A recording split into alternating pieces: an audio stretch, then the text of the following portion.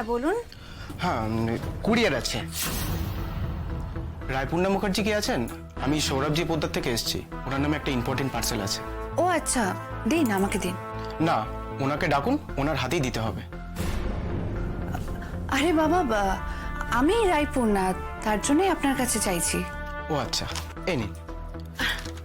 আর এই জায়গাটা একটা সাইন করে দিন। হ্যাঁ স্যার।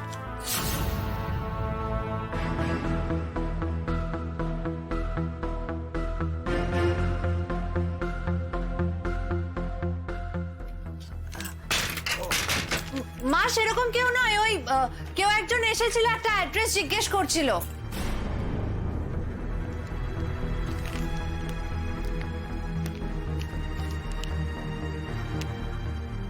লয়ারের ফার্ম থেকে দিদিভাইয়ের জন্য কি এলো?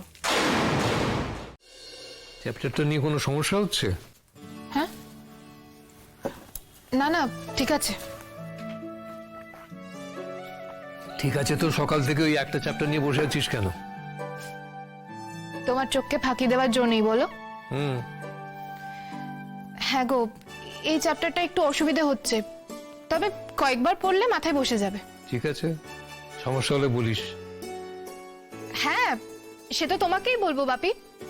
তোমার মতন আর কেউ পড়াতে পারে নাকি? তোমার মতন আর কেউ ডাউটস ক্লিয়ার করাতে পারে? ও, তার মানে কথাটা আমাকে শোনানো হচ্ছে, বোঝানো হচ্ছে যে আমি খারাপ পড়াই।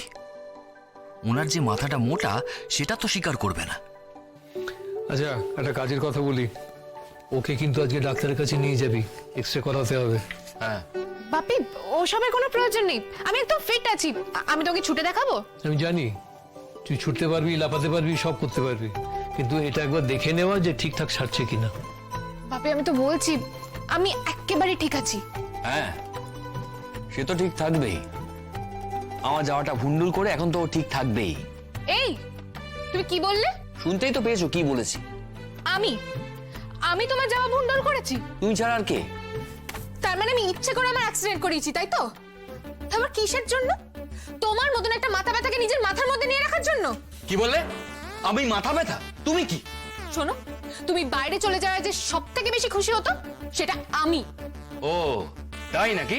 এই শোনো, তুমি যতই উল্টো পাল্টা কথা বলে টপিক চেঞ্জ করার চেষ্টা করো, আমি তো বলবো, আলবাত বলবো, তুমি আমার যাওয়াটা ভুন্ডুল করেছো।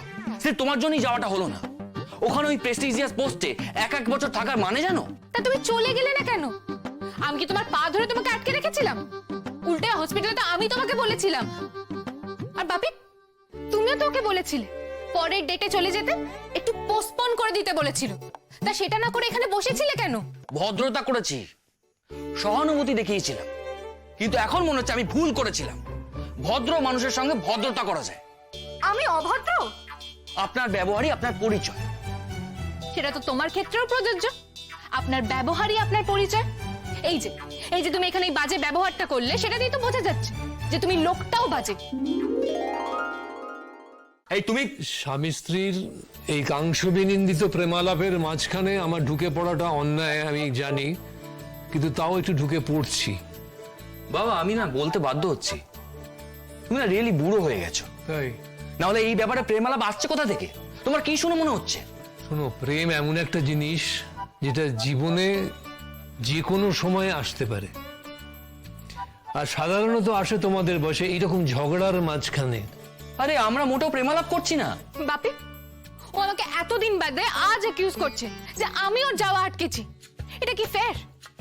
আমি এটার একটা বিচার চাই। বিচার? এমন একটা মানুষকে রেফারেন্স বানাচ্ছ যে খেলা শুরুর আগে আমাকে লাল কার্ড দেখিয়ে দেবে। লাল কার্ড দেখানোর মতো কাজ করলে সেটাই দেখাতে হয়।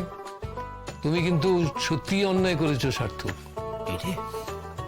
আজকে হলো অন্যায়?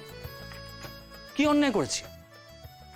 তোমার যাওয়ার দিন ওর অ্যাক্সিডেন্ট হয়েছে, ব্যাপারটাতে ওর কিছু করার ছিল না, ওটা তো অ্যাক্সিডেন্টাল। ও তালকানার মতো রাস্তা দিয়ে চলছিল কেন? আরে না না, তুমি কি বলতে চাইছো? ও তালকানার মতো রাস্তা দিয়ে চলছিল, সেটা তোমার যাওয়াটা আটকাবে বলে? কেন, ওর কি স্বার্থ আছে? একটা কথা বলি, লেবু কোচলে এই যে পরিবেশটা তুমি তেতো করে দিলে, ওর কনসেন্ট্রেশনটা তো নষ্ট হচ্ছে, ও তো সামনে পরীক্ষা। ও তো ঘুরিয়ে বলতে পারে যে তুমি ইচ্ছে করে ওর কনসেন্ট্রেশন নষ্ট করবার জন্য এটা করছো। আমি কেন? না সেটা আমি জানি না, যেমন এটাও জানি না যে তোমাকে আটকে ওর কি লাভ। লাভ নয় গো বাপি, বরং আমার ক্ষতিই হয়েছে ও থেকে যাওয়ায়। আমি কোথায় ভেবেছিলাম এই একটা বছর আমি নিজের মতো করে বাঁচবো, তা না, এখানে থেকে গিয়ে আমার।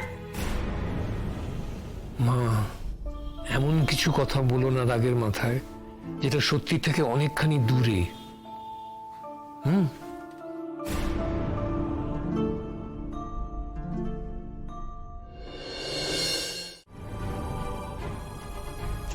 চলে গেল দেমাগ দেখিয়ে।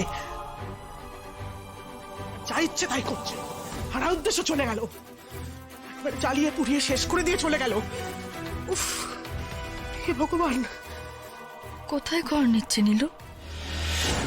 ও তো কোনো রোজগারও করে না যে কোনো ভদ্রস্থ জায়গায় ঘর পাবে। যদি বিপদে পড়ে দাদা ভাইয়ের সঙ্গে একবার কথা বলবো, ওকে বলি নীলুকে এইবারের মতো মাফ করে দিতে, অন্তত আশ্রয়টুকু পাক এ বাড়িতে। তারপর না হয় নিজের খরচ নিজেই চালাবে, কিছু একটা কাজকর্ম করবে। না, আমি আর এসব কিচ্ছু বলবো না, ভাববই না আমি আর।